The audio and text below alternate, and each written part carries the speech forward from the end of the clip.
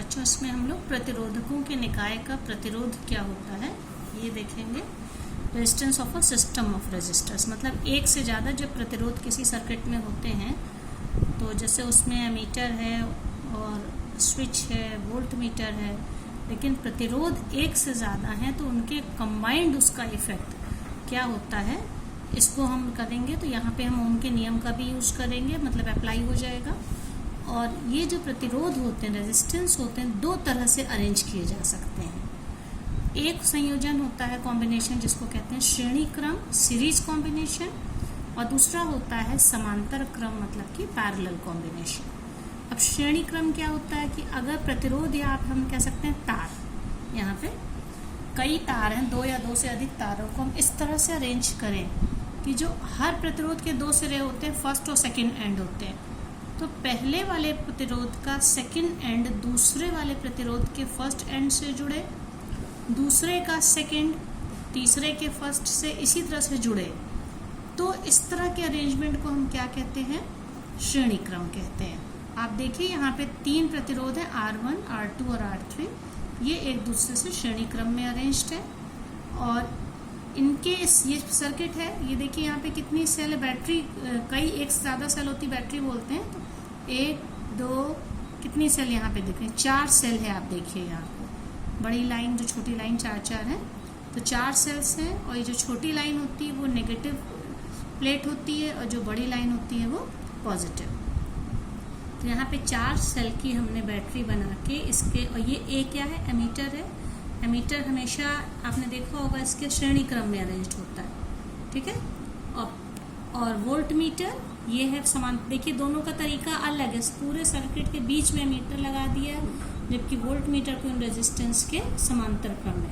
अब समांतर क्रम क्या होता है, अगर हम दो या दो से ज़्यादा प्रतिरोधक या रेजिस्टेंस इस तरह से लें कि सबके एक एंड को, एक सिरे को एक साथ हम कनेक्ट कर दें और दूसरे एंड को हम एक साथ कनेक्ट कर दें, इस तरह से किसी एक बिंदु पे एक साथ कनेक्टेड है, सर्किट से जुड़ा, और ये दूसरा बिंदु Y है जिस पे तीनों प्रतिरोध के दूसरे एंड जुड़े हैं। इस तरह के कॉम्बिनेशन को हम समांतर क्रम संयोजन या पैरेलल कॉम्बिनेशन कहते हैं। अब देखिए ये वोल्ट मीटर है जो कि विभवांतर नापने के लिए होता है, पोटेंशियल डिफरेंस नापने के लिए, खुद प्रतिरोधों के साथ पैरेलल में, मतलब कि समांतर क्रम में अरेंज्ड होता है। और जबकि जो एमीटर होता है वो हमेशा सर्किट के श्रेणी क्रम में अरेंज्ड होता है।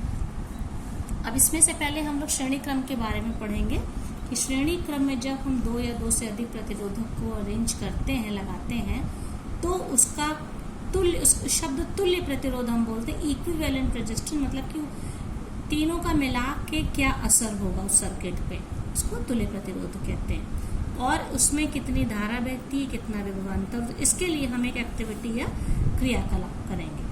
तो इसके लिए क्या किया गया है, देखिए यहाँ पे 3 प्रतिरोधक या 3 तार लिए गए हैं और उसमें उसके साथ बैटरी, अमीटर और एक प्लग कुंजी, मतलब कि स्विच है। आप देखिए ये 3 तार हैं जिसमें से पहला वाला 1 ओम का, R1 की वैल्यू 1 ओम, R2 की 2 ओम और R3 की 3 ओम है। और डायग्राम से आपको दिख रहा है ये श्रेणी क्रम में अरेंज्ड है। और जो बैटरी ली गई है वो कितने वोल्ट की है, 6 वोल्ट की बैटरी है। अब इसमें क्या सबसे पहले क्या किया गया है, यहाँ पे हमने कुंजी को प्लग में लगाया, मतलब कि स्विच ऑन किया और एमीटर की रीडिंग नोट करी। एमीटर की स्थिति को दो प्रतिरोधों के बीच में कहीं भी चेंज कर सकते हैं, मतलब कि एमीटर को चाहे हम यहाँ लगाएं या इन दोनों तार के बीच यहाँ पे एमीटर लगा दें या इन दोनों तार के बीच लगा दें, कहीं पर भी जो एमीटर कनेक्टेड है इसको हम कहीं पर भी लगा देंगे। हम देखेंगे कि हर बार एमीटर की रीडिंग सेम आ रही है, उसके एमीटर के पाठ्यांक में कोई परिवर्तन नहीं होता है। इसका ये मतलब रहता है कि एमीटर, अगर हम प्रतिरोधकों को श्रेणी क्रम में जोड़ते हैं तो पूरे परिपथ में, पूरे सर्किट में वही धारा बहती है और वो चाहे हम कहीं पर भी लगाएं, धारा का मान चेंज नहीं होता, मतलब हर प्रतिरोध के थ्रू सेम करंट पास हो रही है। ये एमीटर की पोजीशन। अब हम देखते हैं कि श्रेणी क्रम में ये जो वोल्ट मीटर लगा हुआ है इन तीनों के, इसमें इसका क्या फर्क होता है। तो देखिए इसमें ये सर्किट बनाया गया, यहाँ पे क्या किया गया, तीनों को श्रेणी क्रम में करके इनको इन तीनों के साथ वोल्टमीटर लगाया गया है। फिर क्या किया गया, इसमें हमने ये रीडिंग नोट कर ली। ये रीडिंग कौन सी है कि R1, R2, R3 तीनों को मिला के जो प्रतिरोध होगा तुल्य प्रतिरोध श्रेणी क्रम का, उसके लिए ये विभवांतर या पोटेंशियल डिफरेंस की क्या वैल्यू। फिर क्या किया हमने, 3 अलग अलग वोल्टमीटर हमने लगाए हैं, ठीक है।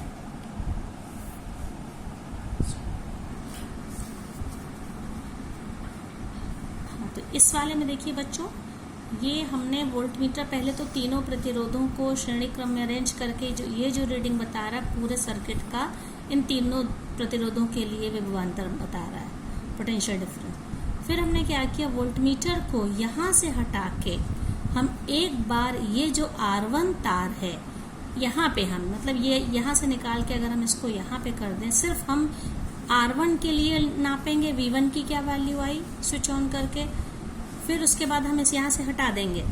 अब हम दूसरा वाला जो प्रतिरोध R2 है, क्योंकि ये पैरेलल में इसी तरह से लगता है वोल्टमीटर, यहाँ पे लगा के नापेंगे, रीडिंग नोट कर लेंगे, फिर हम यहाँ पे लगा के रीडिंग नोट कर लेंगे।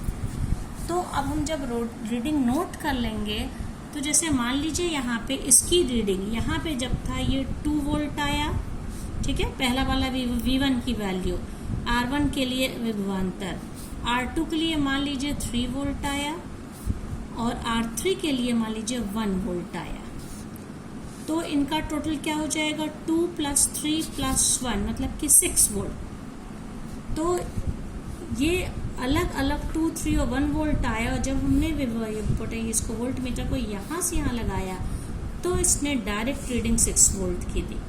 तो इसका क्या मतलब हो गया कि श्रेणी क्रम में जब तार प्रतिरोध अरेंज होते हैं तो उनके हर प्रतिरोध के लिए विभवांतर का मान अलग अलग होता है, और उन सारे विभवांतरों का योग जो होता टोटल होता है इस तीनों प्रतिरोधों के तुल्य प्रतिरोध के विभवांतर के बराबर होता है। तो हम क्या कह सकते हैं, V = V1 + V2 + V3।